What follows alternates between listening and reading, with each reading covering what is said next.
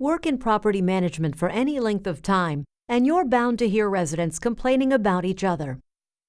Or you might witness behavior between neighbors that isn't exactly neighborly. It can be difficult to know what to do in these situations. Conflict is tricky, and you might be tempted to encourage residents to resolve differences on their own. That way, you won't appear to be siding with one resident over another. Tempting as this may be, it's not always the right thing to do. This is because the Department of Housing and Urban Development, HUD, has ruled that housing providers may be liable for harassing behavior committed by third parties. This means that if one resident harasses another and you knew or should have known about the harassment, you could be liable. Harassment between residents is hostile environment harassment. HUD defines hostile environment harassment as unwelcome conduct that is so severe or pervasive that it interferes with the victim's right to use and enjoy their housing.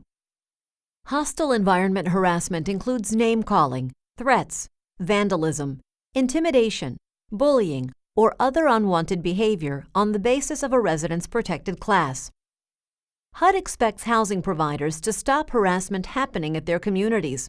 It's a big responsibility. What should you do? If a resident comes to you with a complaint of harassing behavior, take it seriously.